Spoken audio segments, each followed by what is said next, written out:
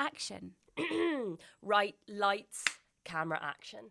It's just That's actually how we say it in the industry.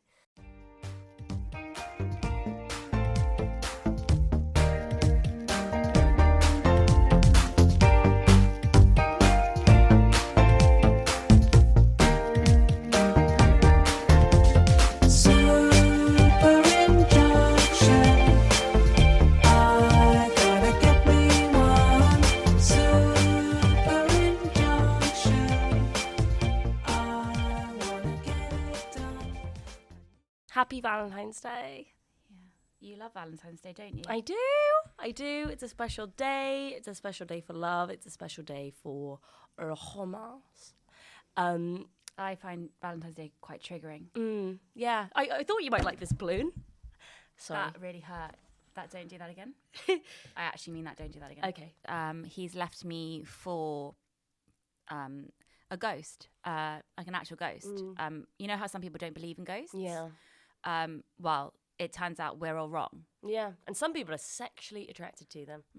And you can have full-on relationships with ghosts. Oh, remember when you told me a few weeks ago when you walked in on him and that old Victorian lady? Yeah. No. That was just a fling. He's actually in a new relationship with an actual ghost. Turns out she was in the 3rd series of Britain's Best Top Model. Really? Next top model. Oh, no, she wasn't the tragic case of that model who died falling off a mountain when she was doing a photo shoot. Yeah, exactly. For National Geographic. Exactly. Oh, he's having an affair with her? Yeah, I know. She's I know, but beautiful. she is hot. She's a beautiful ghost. That's a beautiful ghost. You know when sometimes you just have to let it go? You do. You know? And I'm just letting it go. And like, you know, if the ghost, it ends up being his 6th wife. That's okay. I mean, yeah, his first supernatural wife, I guess you could say. Exactly. And they do say, you know, first supernatural wives are the best marriages. They do say that. So I've got to let it be. I've just got to let it be. And I'm going out once a week. I'm going to the cinema on my own. I'm taking my own snacks, taking my own water bottle, sneaking them in. You know, I've got 18 children to look after. Yeah. I've got my plate full. Yeah, you do. You don't need a man. I don't need a man. Obviously, I would like one. Yeah. And that's a tragedy.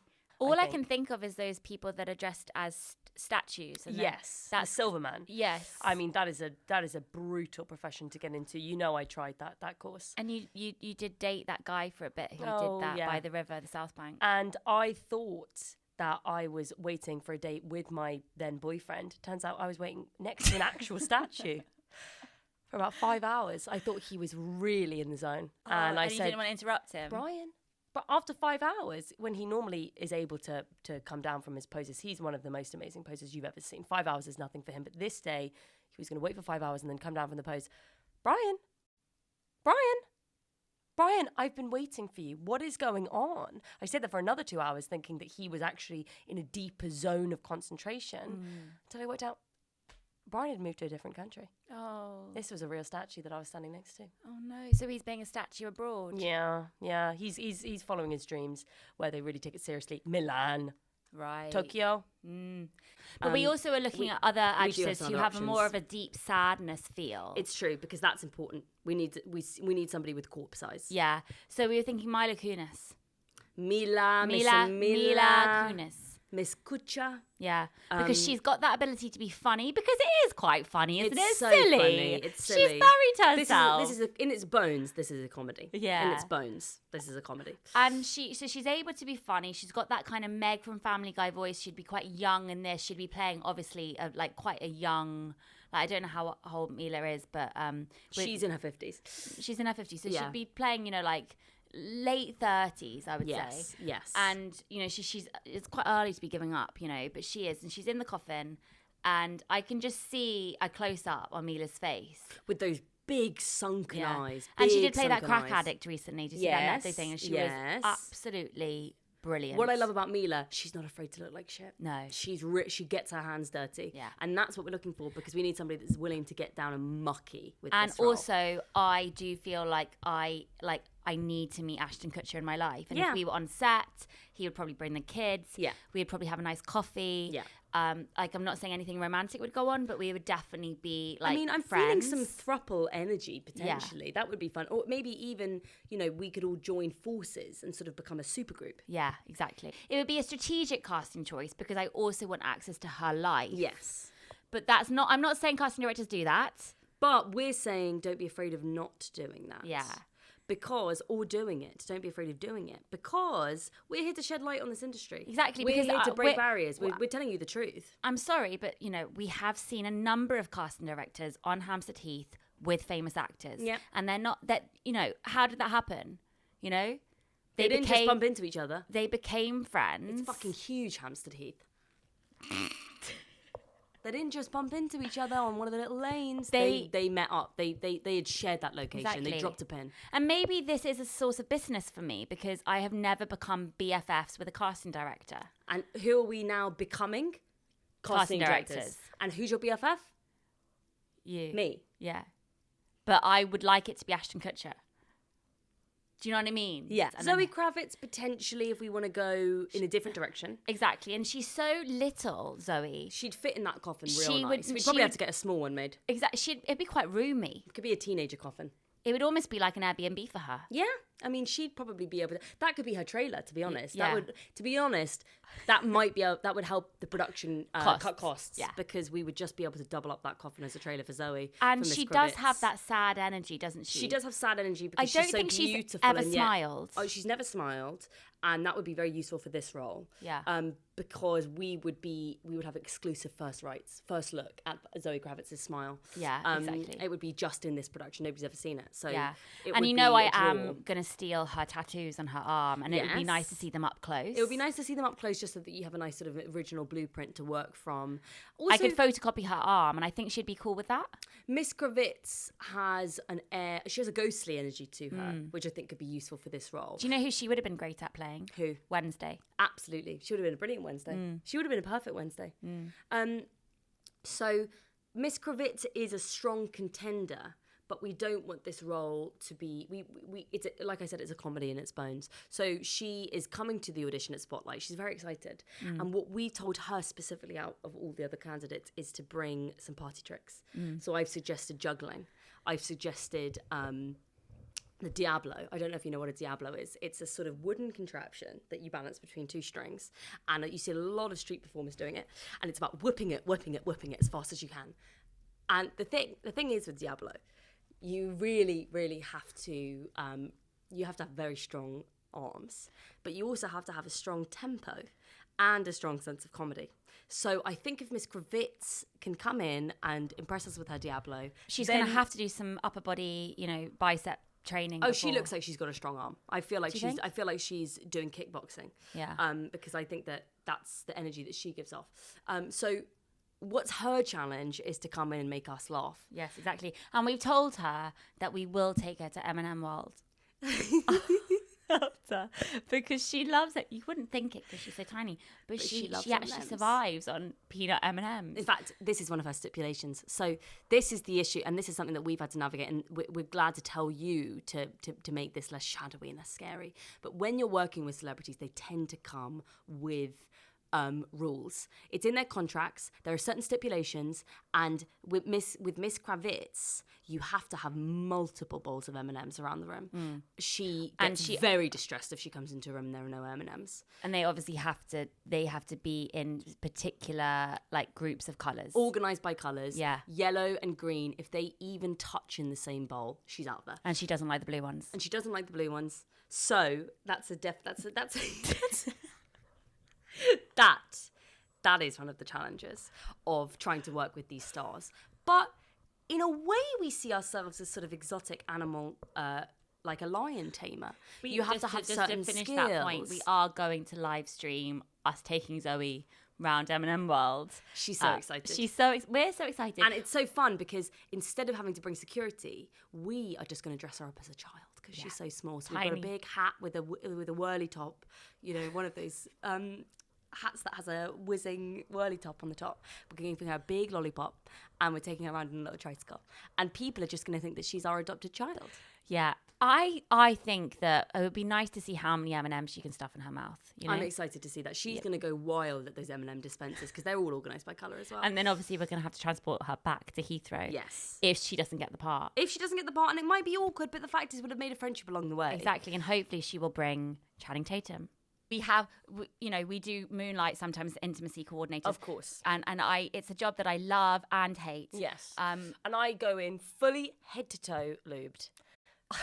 You have to. That's what you have to do in these scenes. You get through a lot of lube. Because obviously I have to take up everyone, all of my listeners know about my multitude of part-time jobs. I thought you were going to say about your lube collection. And my, of course, also my lube collection. I talk about it extensively on the podcast. Looking to add to it. Love it when my listeners send me all of the little samples of different flavoured lubes. Thank you. But as I have been moonlighting recently as an intimacy coordinator, recently worked with Paul Mescal. Lovely. Oh. Couldn't keep his hands off me though. Paul, I've got to tell you, and I'll tell you now, I'm not interested. You need to back off. Back off. Do another indie film, Paul. Do another indie film, Paul. Everybody, you're such an underrated actor. Yeah. Nobody gets the hype. Hello World. Do that one. So I went in fully head to toe lubed, but of course, didn't wear any shoes, slid right in and broke down the whole set, which they'd spent 5 days making. It was a medieval reenactment film. Why did they need an intimacy? Was there a sexual scene? There was a sexual scene. In the castle? In the castle bedroom, right. And between Julianne Moore and Paul Mescal and Meryl Streep. Oh, so that was a threesome. It was a threesome. Hello. It was a really exciting in scene. The Trojan Horse. In the Trojan Horse, that's the title of the film. Mm. And unfortunately, lubed head to toe, slid right in, crashed in between, broke Meryl's ankles. Oh God. She was a wonderful woman about it. She always understood. breaking her ankles. She's always breaking her ankles, and we're always getting into these kind of funny situations with each other. And I'm always like, Meryl, my love, what can I do to say sorry? And she says, just keep doing you. That's the only thing that I want. Did you give her your crutches that you use sometimes for fun? Yes, I did give her my crutches. I had them on hand. But Julianne, let's just say she was not happy about it. No. She wanted the threesome. She wanted the threesome to happen. And the thing with Julianne is she loves to be the centre of attention. Hello. She can't keep... she just can't... She doesn't like it when people are stealing the spotlight. And obviously... I still looked incredibly graceful. I was able to do a backflip while I was doing the slide. That's so funny. I'm just remembering it. It makes me so happy because I was able to do a double jackknife. You're crying. Backflip. You're crying. It was such a beautiful... No, because the thing is, life actually went into slow motion in that moment. And I remembered my ice skating training from when I was a child. Yeah. And I was able to turn this embarrassing moment, this is another bit of advice for our listeners, turn something embarrassing into something beautiful. I turned the fully naked, head-to-toe lubed slip into a beautiful double jackknife backflip. Everyone in the crew burst into tears and started applauding me. That's lovely. It was only nasty Julianne Moore, who had something negative to say about it. And my favourite part of the trip to Heathrow is the Heathrow Express. Oh, I just love it. Air conditioned. Because you can be naked. You can really actually be naked.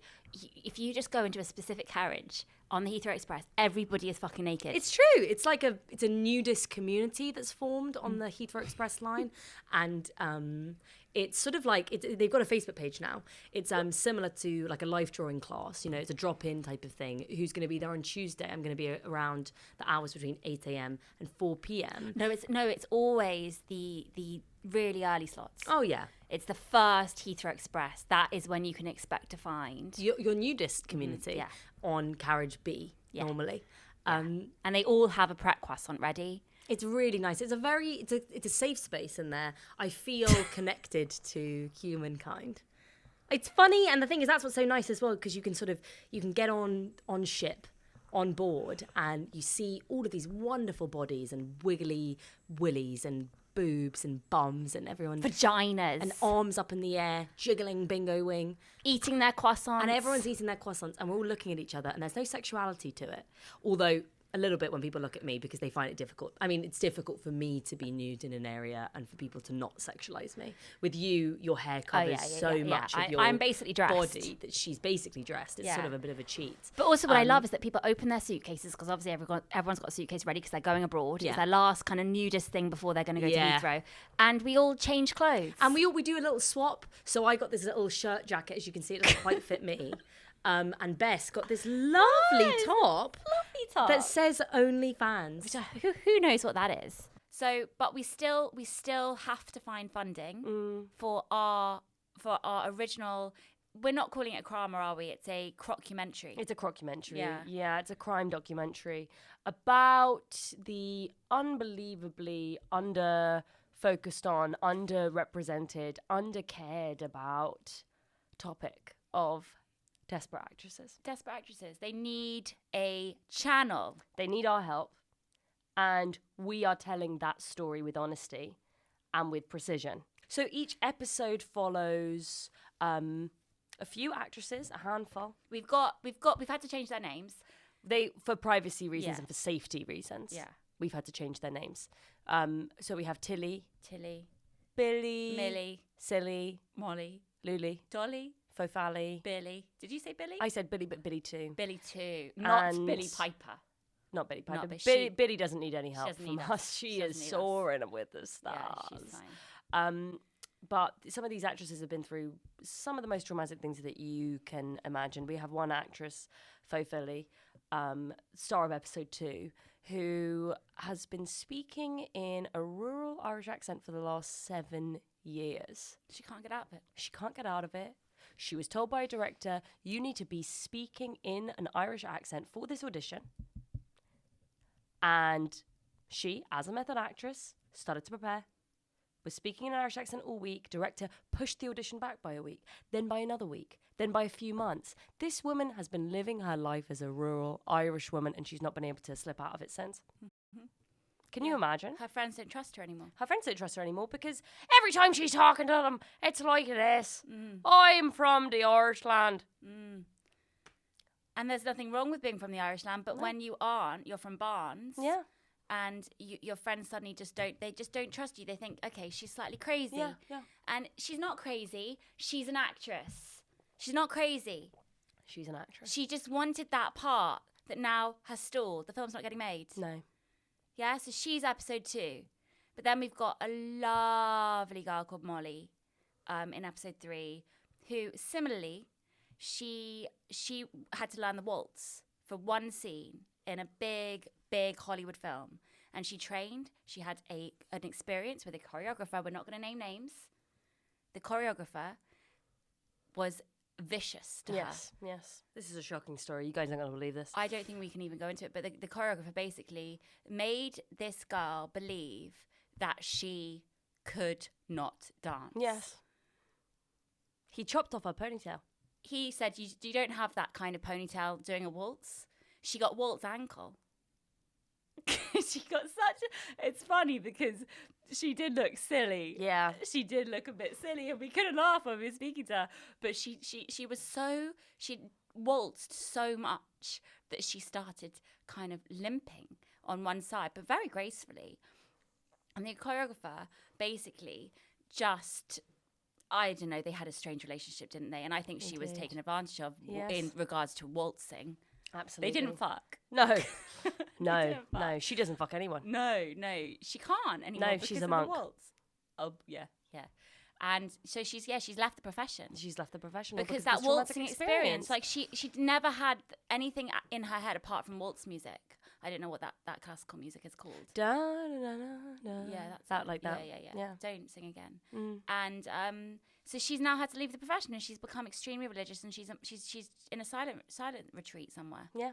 And so stories like that, we just really need hard-hitting journalism, investigation. The two of us wearing trilbies, trench coats, fedoras occasionally, traveling around the UK, finding these actresses, hearing them out, hearing their stories. finding out what they're doing now. Finding out what they're doing now. Because some of them have had to start becoming gardeners. Of course. You know, some of them have set up Instagrams dedicated to random flowers because they are so traumatized by being in the industry. They're like, no, I just want to be in nature and I can only trust plants. Yeah. And they're happier. They are happier. We've come into their lives and actively made their lives worse because we're bringing back all this old trauma, but we have to do it for the nature of the program. But we give them a little treat. We do. You know, so we don't just relive their traumatic experiences in the industry. What we do is we also give them a play. Yeah. And they can just do the play with us. Yes. And then we all have an absolutely lovely afternoon. All of Bessie's kids come, play the other roles. We have a bit of shadow puppetry involved. Obviously, we're the lead parts. We're the leads. This girl, she hasn't fucking acted in years. As if we're going to let her play the lead. She's fucking shit anyway. She was actually very bad. She was very bad. The gardener, yeah, Jesus Christ. you have to limit their amount of screen time. Yes. We're the leads, but the fact that they're involved in the project really gives them something to kind of pep them up again. And then they feel get a little bit of hope, and then they're back to doing their And then we job. say, don't call us, we'll call you. Yeah. And then we never speak to them again. Because it's cathartic for us to take back the power. Change their names. They thought that they were going to be featured in the documentary, but we've actually done that thing where we said, oh, would you mind sitting behind this screen? Don't worry, the screen has a camera in it. They didn't realise that we weren't filming them. And we changed their voices because we don't want to get them getting any voiceover work. But what's fun for us is that we, in fact, play all of the girls. So we take turns, episode by episode, and we've actually dubbed over their voices as well. So we haven't had to involve them at all. It's just a great vehicle for us. It's a great vehicle for us. But and it's a lesson, isn't it? It's kind of under the umbrella of crime documentary, classical, period film. Waltz. And what's so great about it is this is not only a show, it's a lesson. It's a lesson. It's a lesson to fable. It's a lesson to these foibled fables that... What is a fable? We don't know. I don't know. We don't care. We don't need to know. No. Because we're pretty faces. We don't need a brain up in here. And what we've done is we've used the stories of these stupid women. Actresses. Yeah, stupid women. And we've said... This is what we're going to do. We're going to take what's yours and we're going to make it ours. And that's how you can learn. It's survival of the fittest. Survival of the fittest in this industry. And we're not going to they quit. They quit. all have quit the industry. Quit. One by Loser. one. Falling like flies because it's survival of the fittest in this game. And they could not stand the heat. So they got out the theatre. Yes, exactly. You know, this is the kind of attitude that you need to have in this line of work. You need to be brutal. It's a jungle and we're all jungle cats. And we're all fighting, and I'm going to pounce on that zebra. But should we give a teaser about what our project is about, just to get the our ideas. We don't want anyone to steal our ideas, but we do know that we have a lot of industry listening. That's we know. True. Okay. 300 episodes in, we know who's listening, and we know it's hungry development. Okay, producers. well, it is patented. It's what? It's what? It is patented. Of course it is. It's patented. Because it's also it's such a complex yet simple, commercial yet not artistic, commercial. Yeah, integrity issue idea. Yeah, because it's structural, isn't it? Exactly. But it's also non-linear. It's also jelly. Yeah. That's the technical term for it at the moment. That's what they're using a lot. Jelly, like it can go all over the place. It can go all over the place and it can wiggle and it can wobble. Like it can go on a plate, but it could also go on your cinema screen. And you need to set it in the fridge. Mm-hmm. So that's the main sort of umbrella term for what we're working on. So it can actually be also classified as an object. Yes. Like a physical object, which is why it is patented. And the object is to be consumed. Exactly. Consumed by consumers. I.e., you, if you're lucky. Mm-hmm. So the idea essentially is about two mountains. Yeah. Two sisters, two mountains. They get lost. Mm-hmm. One sister on one mountain, other sister on another mountain. And they have to track each other down. They had a big fight. They had a huge fight. Because one of them was an utter bitch. Yeah. And so they separated. And one of them said that the other one only had big boobs because it's just fat. It is just fat. So they just decided that they would separate and go on their own way. Big boobs. Sorry. And they would go on their way. And you don't. You said you were going to dress modestly today, and you turned up looking like that. Yeah. If you're going to rile me up, the shirt's coming off. Now I feel the vintage shirt's coming off. That is my bra. That is my bra. Looks better on me. It's a rosy bra from M&S. It's Rosie Huntington-Whiteley. Yeah, she's good. Oh, I love her and I love Jason Statham. Are they still together? I love that they're still together. They got together when she was very young. They did. Very How young. old was Very she? young. 6 years old, I think. Jesus. Um, They had a big fight because they said some mean things. Said some mean things. And so they separated and they decided to race to the top of the mountain. But there were lots of obstacles on the way. Did you think it was going to be an easy ride? And animals. Lots of animals. Animals, obstacles, branches that fall in an inconvenient position that they have to climb over, maybe potentially crawl under. Get impaled by. And ultimately, these sisters, thinking that they can make this journey on their own, actually need each other. And how are they going to communicate? They're on 2 different mountains, for Christ's sake. One word? Bats. Tell them, Bessie. What do bats have? What's their special skill? Crying. Apart from that. They are good at sending communication to echoes.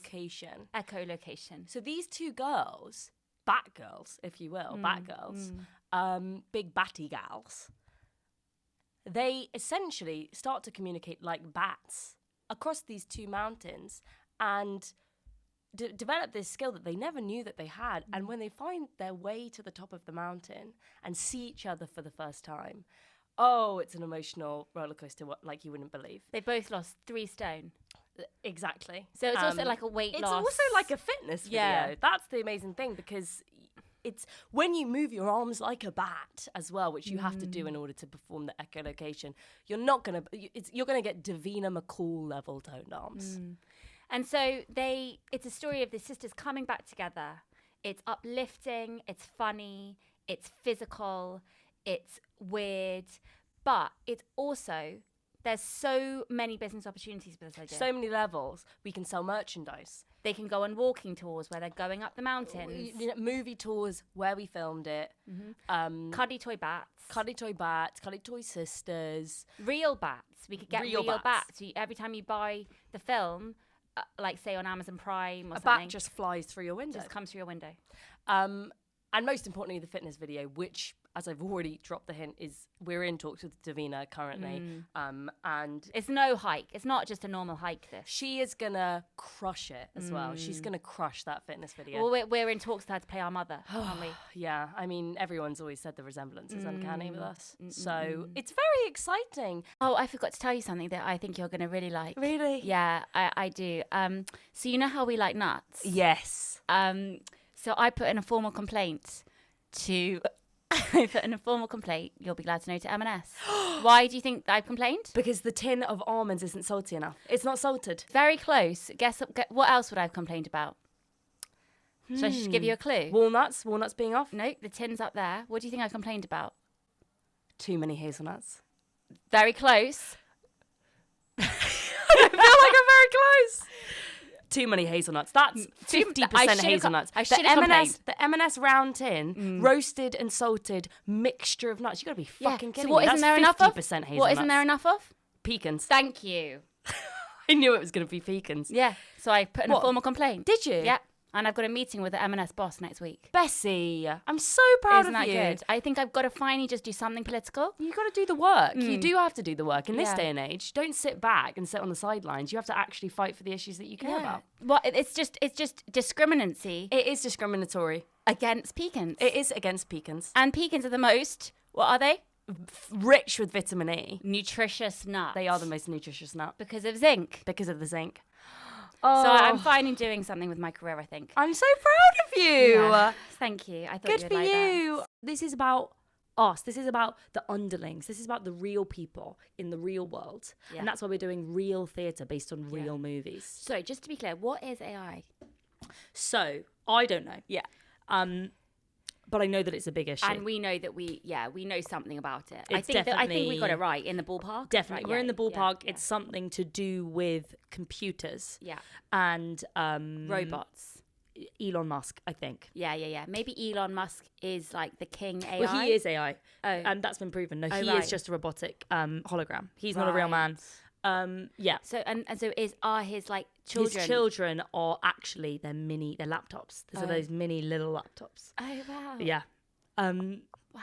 And Grimes is actually, she is just a big, she's actually just a big Hoover. Oh, wow. She's a Hoover that gained sentience. Oh, right. And that's why she kind of Like a sounds a bit smart like that. Hoover. Yeah, like a smart Hoover. It's cordless. Oh, wow. Cordless, so she can go where she wants. I need one of them. But she gained sentience and then found Elon, and they've created this sort of empire of these living computers. But they're beautiful. And they have gorgeous little laptop babies. Yeah. But it is scary that so many people think that they're real humans. Fuck, yeah. I mean, it's naive, really. Yeah. People wake up, because the time is now. But did you have any conversations that you think will help your career? It's difficult to say. I did reconnect with, I guess you could say, an old friend, potentially a friend of me. Who, you know who I'm talking about. You know I'm talking about Elle. Oh, God. You know I'm talking about Elle. And the ups and downs I've had with Miss Fanning over the years, because obviously we look so similar. Yeah. And it was nice to clear the air. She looked lovely, bit frumpy, but she's the second that she saw my outfit, I think she realised, wait, this is somebody in my life who brings me youth, brings me zest, brings me inspiration. JJ, get on over here. Don't be afraid. Let's clear the air. And amazingly, she got me an opportunity to work on her latest project. Nice. What doing what? Well, you see, at first I was very excited because the role was the lead. Right. And incredibly exciting opportunity for me. She knows what I can do. She knows I can act. We go back a long time. Because I did see you doing some kind of monologue to her at the party. Was that you kind of auditioning? Yes, sort of. Yeah. And what monologue did you choose? I decided to do the one from the Money Supermarket advert. Oh, nice. In fact, I don't know if it's Money Supermarket, but it's that one guy that comes in and he goes, Wonga! Right, yeah. And I did That's that. what that sound was. Yeah. And she absolutely loved it. Oh, and she great. said, you got to come in tomorrow because we're filming this film and I think you'd be perfect. And I got there and it turns out that I was actually going to be needed in the very interesting capacity of body double. Body double. Oh, I know them. And at first, obviously, I thought that's a bit of a demotion. I thought I was here to play the lead. But instead, Elle is the lead. Right. So and I you're her needed to body stand double. in. You're a stand-in. But I realised the responsibility that comes with a role such as body double is essentially being asked to be... Everything. Mentor? Best friend? Director? Movement director? Intimacy coordinator. Intimacy coordinator. And what was amazing about the day was... While Elle would go off for these long breaks, she'd be gone for 3 hours at a time. Because she loves Wordle. Because she just... I read you that can't tear her away. I read that in Us Weekly once. You can't tear her away. She can't stop doing Wordle. At first, it was 2048, that game where you move the numbers around on the squares. But somebody actually had to disable that from her phone because it really was getting in the way of her work schedule. But now she's so hooked on the Wordle, she'll be off the set for pretty much all day. And what was little old me left to do today? Star in the film. Star in the film. So I brought my little notepad around with me, my Hello Kitty notepad, and I made notes of all of the different places in the scene that she had to be. But what was fun is I added my own little bit of flair. So every time that they said, okay, Elle's character would be walking into the corner now, she'd be picking up this paper from the desk. I thought, well, I think that she'd be doing a bit of an arm swing, a sort of orangutan-esque arm swing, because the character in this scene is supposed to be exploring. She's supposed to be feeling the emotions. So why not reflect that in the movements? And the team were going crazy for it. They were going crazy for it. It was unfortunate, though, when Elle came back and I tried to explain my notes and my thoughts to her, that she just slapped me hard around the face. She slapped you? Yeah. Oh, I'm sorry. Escorted me off the set. So that's a friendship. What that's a day gone. you've had. It's been a long 48 hours. Let me tell Well, you. at least we know that about Elle Fanning now. Yeah, I've lost a little bit of faith in asking the universe for certain things, but Really? we're both quite tired, aren't we? We've had a hard few weeks, haven't we? It's been, I would say, not the easiest. No, and I think we very rare experience today of having an audition at the same time for the same thing. For the same role. For the same role. It was very fun. We made a day of it, didn't we? We did. And also what was exciting was that we decided to go in and pitch with the idea of us sharing the role. Do you want to expand on that a little bit better? Exactly. In Friends, how Ross has a child called Ben, the little boy. Yes. But no one probably knows this, but the boy was twins. Yes. And they shared the role. Yes. And it was seamless. And so we thought that we could do the same thing, but Because- make it not seamless. Not seamless, exactly. Like a because- choice. So when I'm on screen, young, vibrant, luscious, gorgeous, who is this ray of light that's just entered our lives? And then when you're on it, Bessie, oh my God, has she been in an accident? No. Oh, the stress! What? She looks so haggard. But the thing is,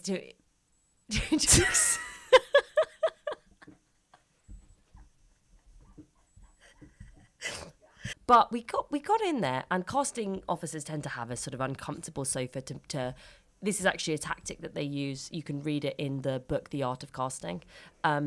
To have the most uncomfortable small sofa that you can find. To make you feel fat. To make you feel both unattractive and too large, and also to make you feel like you want to get out of there. And to make you feel on edge. And they actually put spikes in there sometimes. I've seen casting directors do it before. Yeah. A scissor, maybe a little knife, maybe a little Yeah. bread knife, Yeah. maybe just a sewing needle. I've also, it's a trick. If they say, do you want a glass of water? You say yes, but you do not drink that Don't water. take a sip. Don't take a sip because they lace it with laxatives.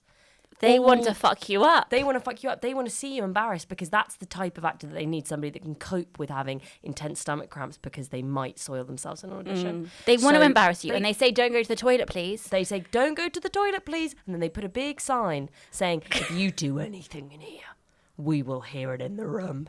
And we know our poor friend who got caught in the, she got caught by the laxative trick. yeah. You can't talk about her. No, we can't talk about her. She's left the acting industry out of embarrassment and shame.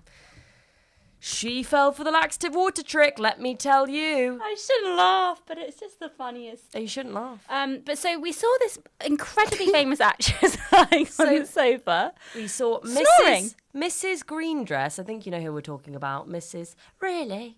And one of our iconic lines. And she was curled up like a little cat on the scissor sofa, which is already an insult to us because And she drank the water. she drank the water. It clearly sent her off into a nice sleep.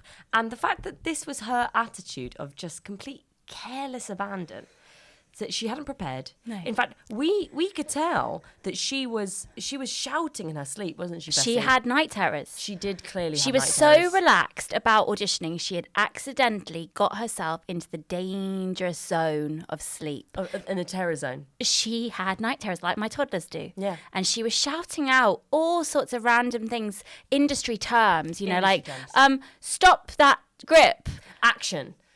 Intent. What's your intent? zoom in. Front stage, backstage, side stage. No, director, please. And then thrown intermingled with that sort of a story of cannibalism. She was on some kind of a tank in a jungle somewhere and would just scream blood-curdling screams at the top of her lungs. And then almost choke on her tongue. And then almost choke on her tongue. Now, it was interesting for us, Bessie, because we were put in a bit of a moral dilemma here. Now, this actress is a very beautiful, very talented actress. Not So when she's sleeping, though. when she's sleeping, she looks like a hog. She's not. She She's looks not like a a hog natural in the mud. sleeper. No. But it was up to it. What would you do, reader, listener? Would you watcher, comfort her? viewer? Would you wake her up? Would you sing her a lullaby Would you kiss her on the forehead? like we did? Or would you you alert the casting director? Look at this. She doesn't give a shit about your project. She's having a nap. Look at the unprofessionalism. No, this is what you do, and this is what we did. You take a third approach. I bet you didn't realise there was a third approach. You place a blanket gently on her because as you should always be carrying a blanket with you just in case you do see anybody For asleep. picnics. For picnics and just for bedtime and for romps. Maybe. And just for, like, you know, to pretend you're in an invisibility cloak sometimes. Exactly, an invisibility cloak.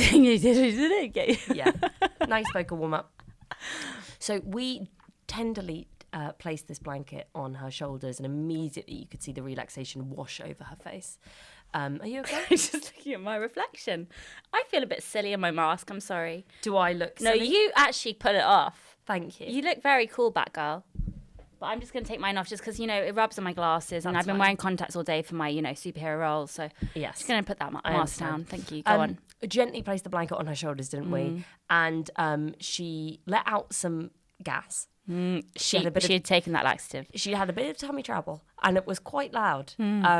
And Well, we didn't judge her. but we didn't judge her because the fact is we know what it's like. We take laxatives all the time. exactly. It's the only way. Yeah. It's the only way. But what we did to soothe her was do that therapy technique of tapping. Tapping. So we just went and tapped her whole body and face.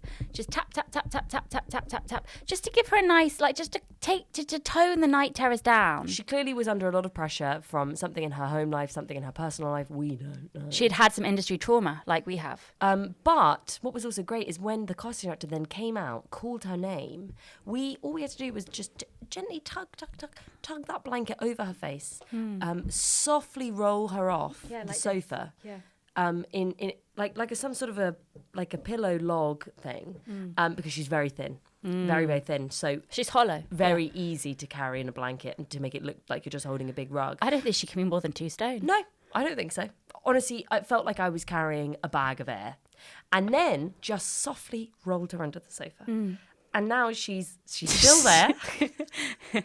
She's still there. Well, I hope she's not still there. Look, she might still be there. She looked like she was in the deepest, probably most satisfying sleep. Well, of her they life. probably locked her into spotlight. Yeah, Absolutely. but we also had a bit of a blast last night. We decided to treat ourselves, we didn't did. We are slightly worse for wear because we had too many jellies. Too many jellies. You know how I love a wibble wobble wibble wobble.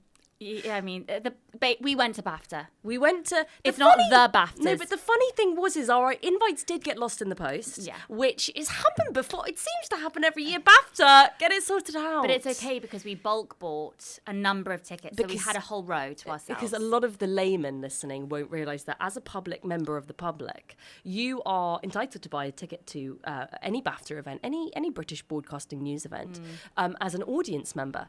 Now, but this is the tricky thing. This is the naughty thing. If you know the way around the building, let's say you've bought the blueprint of the Royal Festival Hall beforehand, so you know the secret underground passage tunnels, you're going to be able to get from that audience pit member spot into some of the more VIP sections, especially if you have a few disguises under your sleeve. Well, and we made friends years ago with a few of the security people who man Bafta. Yeah. A blowjob goes a long way. So we basically, we knew that we were going to get the row on the balcony, so we were overlooking where all the celebs And the are. nominees. The nominees. The specifically. nominos, sorry, if Yeah. you don't mind me saying, because Yeah. I feel like a lot of them had a bit of a smirky look on their face. And it's Well- almost as if they were to say, we know that Bessie and JJ they should have been here. So They should have been here and they're not. And I'm happy about it. Well, we did have a plan. Mm-hmm. We did have a few nominees that we were... We Targeting. do like. We Yeah. like as people, but we thought They that needed to be taken down a peg or two. their performances weren't up to our level. The thing is, with Kate, our friend Kate, she needed to be taken down a peg or two. And do you know what we thought would be a great practical joke? Because we used to do it all the time back in the day. We were neighbours. We can't say. We were neighbours. We're good pals. Bessie, don't be afraid. We're good pals. And back in the day, we used to have a great summerly tradition of a water bomb contest, didn't we? Yeah. And one thing that Kate always loved about us was the fact that we have a strong arm. It's probably from our background. As does she. Oh, she's got a strong arm and she's Yeah. got a strong calf. She Yeah. knows how to kick. Yeah. It's probably from our background in sports, I would say, the reason why I've got such a strong throw. Yeah. So something that we used to do to josh around with each other is have a lovely summerly tradition of waterbombing each other. And we thought, as a fun treat to our friend Kate on her big night and to her lovely, gorgeous daughter, Maya. on their big night, as a bit of a reminder about, remember your humble roots. Remember how normal you are, And Kate. remember how normal you are from the balcony to chuck a couple of water bombs down. that we had written messages on. Written Specific messages. We'd written messages. it on a bit of laminated paper. Fuck you, Kate. No. Fuck off. We As a didn't. joke, We she didn't. knows, and then because it's a secret code, she understands what we mean. The second that she would have seen that, she would have, 10 years ago, she would have been back in her memory in a lovely flashback. Squiggly lines, it would have been in her brain. So this was the plan, to waterbomb Kate and her daughter. Just as a bit of fun, to give them something to talk about up on stage. But We had a little bit of an aiming issue, didn't we? We did. Bess? We hit Anne-Marie Duff. We did. And the thing is, she already looked frazzled, and I think that she was extra frazzled by the time she won her So she award. had to have a quick blow dry before she went up on stage to and it kind of made her hair, it sat in a bit of a strange way, partly because of the blow dry, because of the water bombs. And I felt a little guilty. But to be honestly, I'm sure that she appreciated it. I really think that she's somebody that looks like she has a sense of humour. But yes, we were ejected from the building. But the water bombs did go down a treat. They did. And I don't regret anything. No, but do you know what I really don't like is the fact that they edited out the huge standing ovation that we got, the whooping applause, and people there was a Mexican wave going around the theatre hall because I don't think you can say Mexican wave anymore. I think you can. I think I can, and I think I will. I think that's what it's called. It's a Mexican wave. Grow up! So quickly. Because I think what's so incredible about him and what makes him such an interesting performer is those hands. He knows what to do with those hands. And we've always said that the hands are really the eyes of the body. And hands are the most important parts of an actress's toolkit. Yeah. Her box. You never ever don't stop thinking about what your hands are doing when you're acting. Your hand should always be in shot. I think this Always. is something, it's so fascinating to watch these amateur hours. Some of the performances that you see nowadays, and I'm seeing no hand in a shot. If I'm not seeing your hands, I'm not interested. You're not selling me on anything, because hands are the money makers. Like I said, eyes of the body, they're the eyes of the body. So I need to be seeing both your eyes and both of your hands at all times. Absolutely. And that's why when you moisturize your face, Yes. you also spend a little time on your hands as well, because the hands will be on camera. You know, they're not just oven mitts. No. They're your portal to the world. They're Yeah. your sense of touch. They're your sense of connection. Yeah. And Mr. DeVito had certainly worked that out. It was walking with one of the giants. I also believe, as an actress, that when you have a character that you've really committed to and you feel like has seeped into your skin, the dialogue will just appear on your hands. Yeah. In like can you see how some of the dialogue there from my last job is just I can see it. It's like a tattoo. I can see it. Yeah. So you become your hands are the how the lines come out of you. Yeah, they're almost the clit of the body, actually, apart from your other clit. Because it's just like this intense, big sensation, do you know what I mean? And it's just like, are you going to feel it or are you not going to feel it? Yeah. And this was a man that knew how to use his hands. Absolutely. Why do you think we have our thinking caps on today? Well, because we are, as you know, business-minded actresses. Exactly. We aren't just one-trick ponies. No, you can't just do one job these days. You have to be a slasher. What does slasher mean? Stop. Okay, I've told you. You need to stop with Just these. because I hear slasher and I think of weeing. Why? Surely you would think of a horror film. Because take a slash. Or wee. You've never said that. No, but never. But men do. Yes, and you shouldn't be talking to them, and I told you that. We're Going. basically like, Company. we're sort of like Disney princesses who can speak to animals, but do you know what? We're not little pussy-ass bitches. That's what we're not. Yeah, we want to make some money and we want to be On top of the world. On top of the world, getting more and more hats. Oh, that's my goal in life, really, just to buy more hats. I want to buy hats that are even taller and even wider. I want a hat so big I can't even enter into a door frame. And I it's want like, a hat I can sleep in. I do sleep in my hats. I've started to sleep in my hats. There was an old lady who lived in a hat. That's what I want. That's what I want. That's what I want. And I think what I also want is to have wings. That's what I want. I want to... I mean, birds are really, they're the most fascinating creatures to me. They are the closest to dinosaurs. They are. They are dinosaurs. They are. Because they're mini dinosaurs. And the fact is, we are still living in the prehistoric age. They are. We don't they're realise technically that they dinosaurs. are technically little mini dinosaurs. And they're cleverer than all of us. They're older than all of us. And we don't pay enough respect to birds. And I think that for all of the performers and actors listening, listen to this. Open up your ears. Open up your ears. Why do you think we're wearing such funny hats today? Go on, ask yourself that question. Why do you think? Because we're performers and it's about learning every day. It's about committing to your craft. It's about trying to be a bird. What do birds have? They have hats. When pigeons when pigeons form a collective, and when I say collective, I mean 10 plus. When they form together as a collective, they actually do something quite amazing. And it's interesting that David Attenborough has never covered this on one of his Planet Earth documentaries, and I think it's because he's too scared.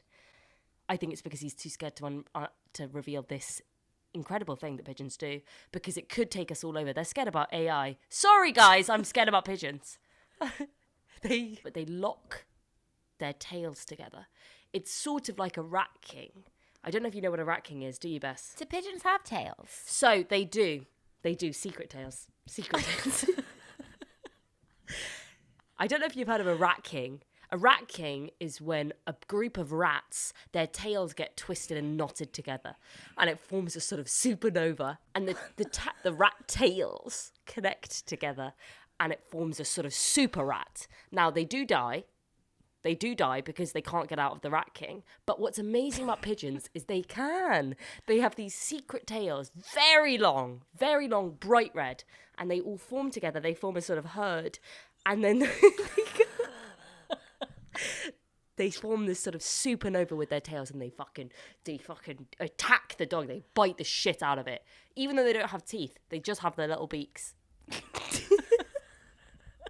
Now, me and Bessie we really caught some incredible footage of this, and it is quite upsetting to watch. It's quite upsetting. These dogs are getting torn to shreds. They're getting torn to shreds, but they're fucking stupid, and they deserve it. Peter would not like it. But it's funny. Okay. So I was thinking that actually maybe we should lay out some board games at Spotlight. I was thinking that we could do Twister. Snakes and Ladders. I was thinking, do you Connect know what? Four. Because this is what I don't love. I don't love hostility between actors when you're all auditioning for the same role. What breaks down walls? What breaks down emotional walls quicker than anything else? Kissing, 1. 2, Twister. Mm-hmm. So we're covering the carpet. It's going to be all Twister mats. So you're going to see an inch of ground. And this is one of the fun challenges about our casting process. So they have to play Twister before they come into the room. It's actually part of the auditioning process. It's part of the audition. We've got cameras everywhere. Yeah.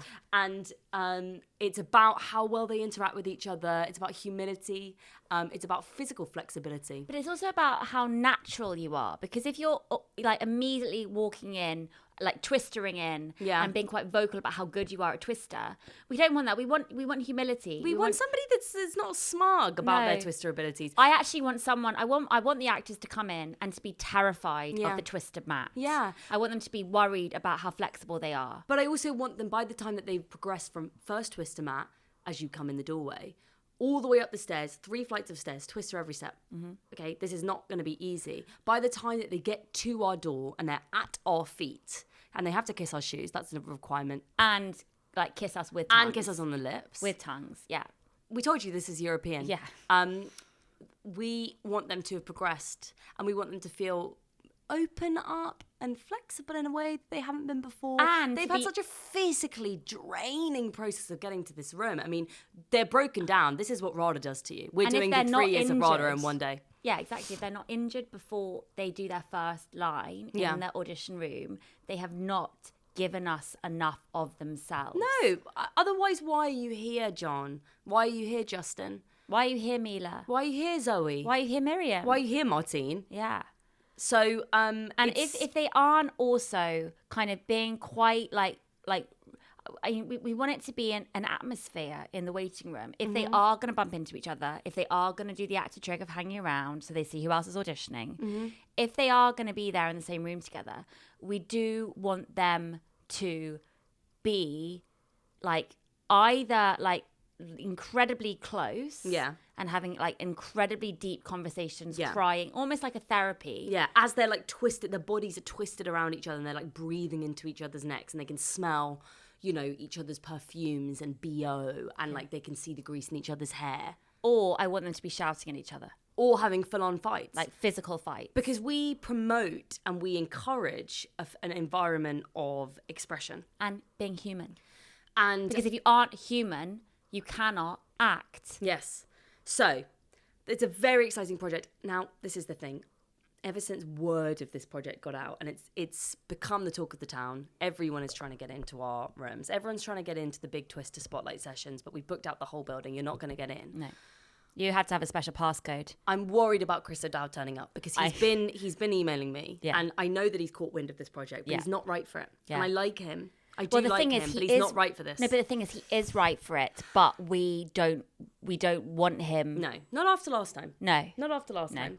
Absolutely. God, it's just and ideas I can write the after screenplay. ideas. We can write the screenplay as we're filming the documentary as you're fucking Auntie Mari. Oh, wouldn't that be lovely? With Kim. Kim's got to be there. Kim's is... got to be there. If Kim's not there, then I'm not doing it. Her hair. Beautiful, thick, luscious long hair, like a horse. Yeah. So really, and they have horses. Of course, they have horses. But the thing is with Kim, actually, apparently, she does sew in some of the horse's tail into her hair. That's a bit of an industry secret. Really? Yeah. She's got lace-ins, but it's just horse's hair. Like horse extensions. Horse extensions, yeah. It's a new thing. It's sweeping the sports world by storm. Like horse veneers. Like the horse veneers, because you know that people are making. No, it's scary to talk about because we don't want to be the first ones to break this story, but I don't know if you've noticed this new trend going around of people with big old horse teeth. What they do is they crack off a horse's teeth and then they just plop it in their mouth themselves. Yeah. And that's why you've been seeing a lot of celebrities with, rather than 2 front teeth, they've just got one big one. And it's funny because it's one of these things that you see it initially and you're like, no, that's never going to become a trend. A few more people get it. Hailey Bieber. I saw Hailey Bieber with it, rocking it. Justin Bieber's wife. Well, okay, if she's got one massive big front tooth, in a month's time, we're all going to be having horse teeth. Have one big front tooth. And in a way, that gets us closer back to the idea of clowning. Mm-hmm. Because if we're all big front horse teeth with a big horse hair, yeah, what makes us all not clowns? Exactly. And that's what Gollier wanted. That's why he's been fucking the ball. Like that's a bit why of surrealism Lewis Hamilton into was daily there. life. We just want the absurdism back. Yeah. And that's what clones really teach us. Yeah. So maybe we're all going to have like one big ear, one big boob, big shoes, one big clitoris, big pants. Oh, big clitoris. Big clitoris is in. Big clitoris is in. People are showing off their clitorises now on the red carpet. Through your leggings. You know how we've all been into this sort of sheer dress trend? The reason why that's become so popular again recently is so that, we can all show off our big clits. Yeah. Because you can see it right through. Yeah. And it's become a sort of fashion contest about, well, who has the biggest clit? Well, mine's shaped like a heart. Yeah. Mine's shaped like a lightning bolt. Yeah. So just add, that I do see that happening, actually. That's I really do. Good. And I think it's Gollier because he is the one, he's the one starting all of these trends. We don't realise that so many of these trends have been coming from this school, this clown school, this clown school in the suburbs of Paris. Well, actually, Vincent van Gogh, he cut off his ear. And if that wasn't the original big clip. Or big clown. Big clou. Clun. Right, we got to go. Thank you guys so much. It's just always so great to check in about physio. The important work that we're doing. You've got physio. I've got physio for my forearms. I've got a clit enlargement surgery, so I need to head off. Slow down. I haven't eaten for 3 days, which is not necessary for the surgery, but I've decided that I am going to starve myself, get the massive clit surgery, and then your clit will look bigger. And then because then my clit will look bigger. By comparison. So exciting. I can't wait to show Horace. So much love to all of our loyal listeners. But if you do want to sign up for the intensive 2-week clowning program with Gollier, we have now partnered with him, so we have a discount code. Yes. So it's gollier.com/big clip. Big clip. Thank you so much for listening. And if you are triggered by any issues in this if you were triggered by any of the issues or the topics that we've covered, then you need to fucking get a grip, don't you?